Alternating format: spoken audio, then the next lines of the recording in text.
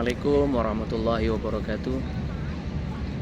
Bismillahirrahmanirrahim. Alhamdulillah wassalatu wassalamu ala Rasulillah Sayyidina Muhammad ibn Abdillah wa ala alihi wa ashabihi wa mawalah.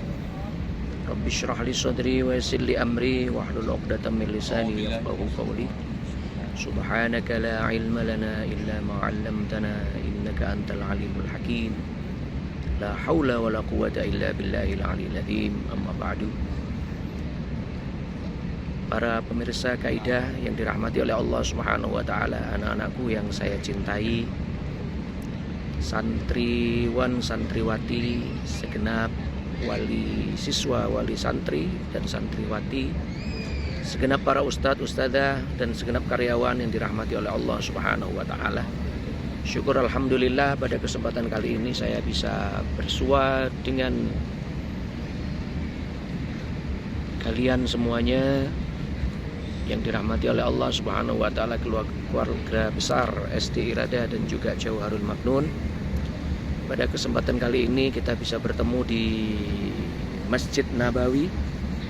Dari Masjid Nabawi pukul 03.30 waktu Arab Saudi, sambil menunggu adzan subuh, saya akan menyampaikan beberapa materi yang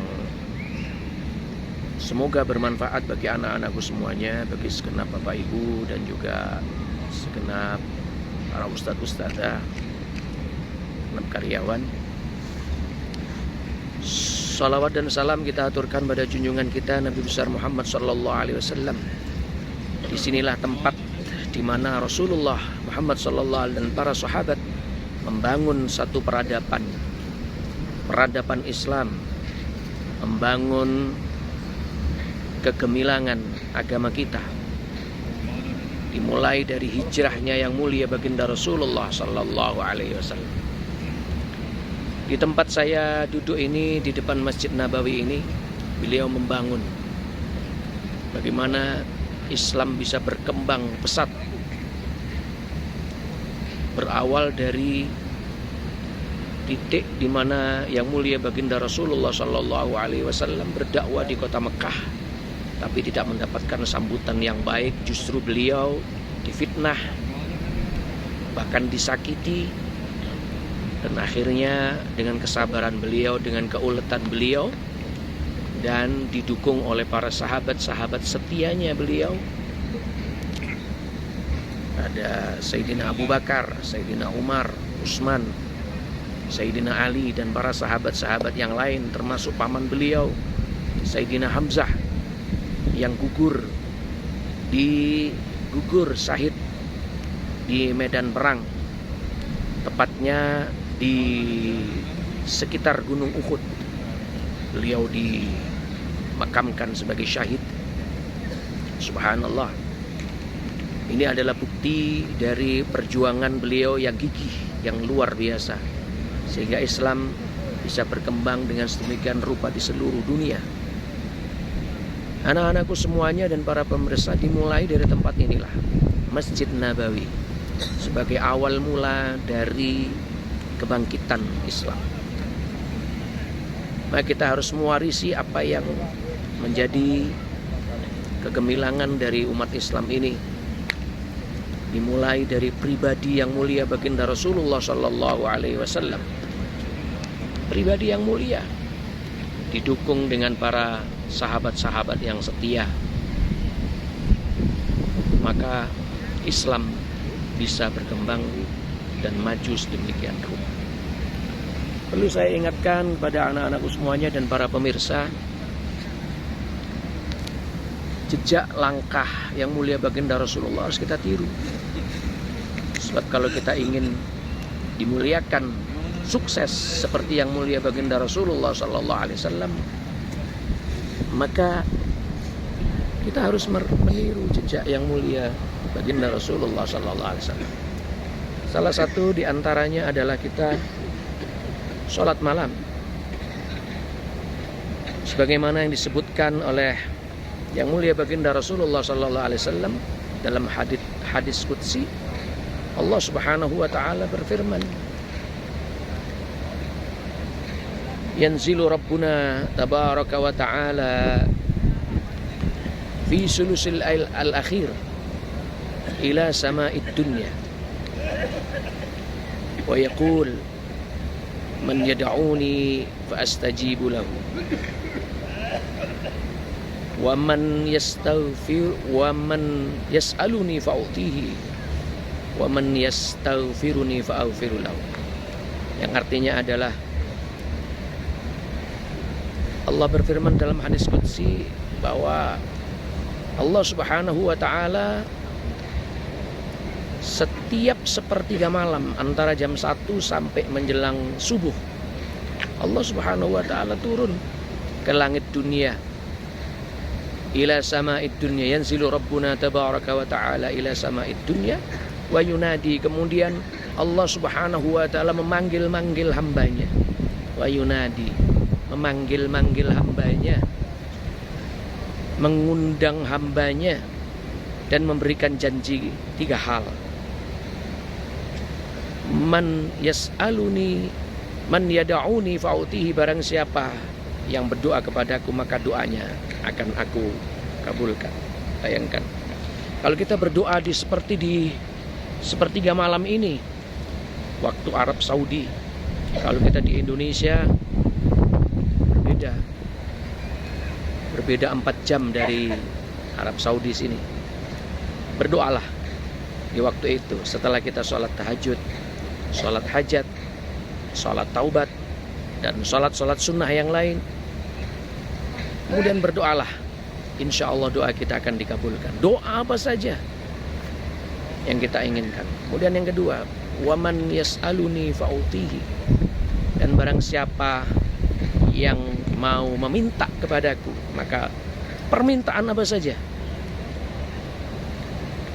Jangan hanya yang kecil-kecil, anak-anakku semuanya. Kalau minta yang besar-besar sama Allah Subhanahu wa ta'ala. Bapak Ibu dan para ustadz-ustadzah, minta yang besar-besar. Innallaha la yukhliful mi'ad. Sungguhnya Allah tidak akan belenjani janji. Allah tidak akan pernah menyalahi janjinya. Nah, berdoalah yang besar-besar. Orang besar, kata Presiden Soekarno, orang besar adalah orang yang berpikir sesuatu yang besar, bercita-cita dengan sesuatu yang besar. Maka kita jangan berpikir yang kecil-kecil, jangan bercita-cita yang kecil-kecil, bercita-citalah yang besar-besar, yang baik-baik.